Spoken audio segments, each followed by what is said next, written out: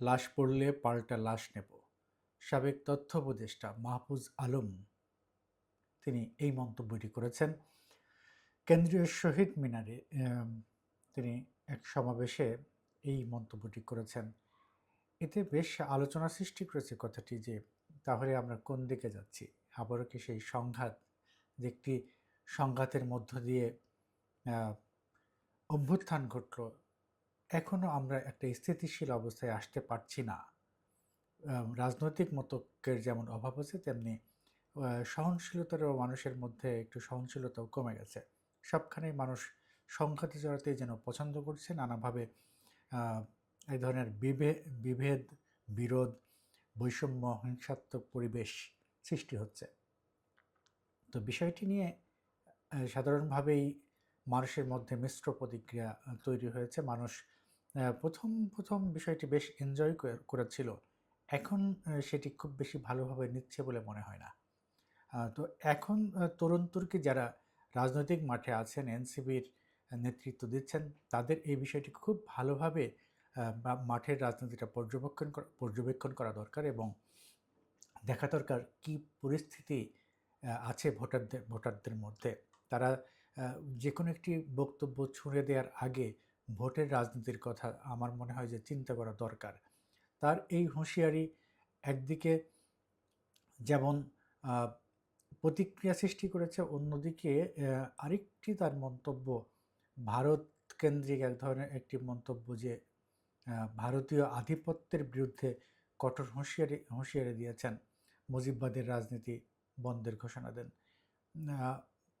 ওসমান হাদির উপর হামলার ঘটনাকে কেন্দ্র করে ভারতে আশ্রয় দেওয়ার অভিযোগ তুলে ভারতের বিচ্ছিন্নতাবাদীদের আশ্রয় দেওয়ার পাল্টা হুমকিও দেওয়া হয়েছে।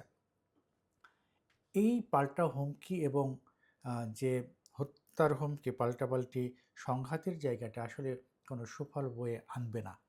এই কারণেই যারা রাজনীতি করছেন বা আগামী দিনের রাজনীতিতে আসতে চাচ্ছেন, তাদের আরেকটু সংযত এবং সতর্কভাবেই কথা বলা দরকার। একটি প্রসঙ্গ বলতে হবে, যে মহান বিজয় দিবস উপলক্ষে ভারতের প্রধানমন্ত্রী নরেন্দ্র মোদী একটি বার্তা দিয়েছেন, সেখানে তিনি বাংলাদেশের নামই উল্লেখ করেননি। তিনি ৭১ সালে মুক্তিযুদ্ধে ভারতীয় সেনাদের ভূমিকা এবং তাদের যে বীরত্ব, সেই বিষয়টি নিয়ে তিনি একটি বড় একটি তার প্রতিক্রিয়া তিনি দিয়েছেন।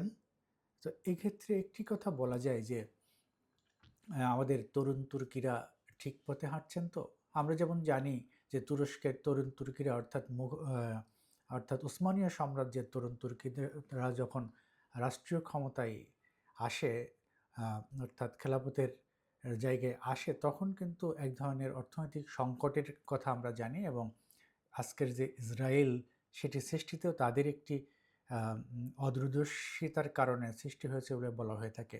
একটি পড়েছিলাম এরকম একটি ঘটনা।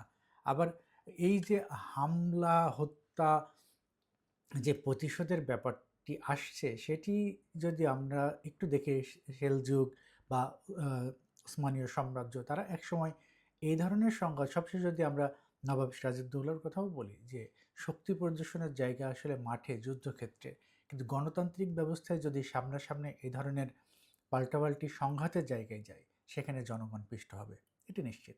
আর রাজনৈতিক পরিবেশ ঘোলাটে হবে, ঘোলাটে আছে, তবে আরও হবে। এতে স্বাভাবিক চলার পথ বিঘ্নিত হয় এবং রাষ্ট্রীয় ব্যবস্থায় এক ধরনের বড় ধরনের জটিলতার মুখে পড়ার একটা আশঙ্কা থেকে যায়।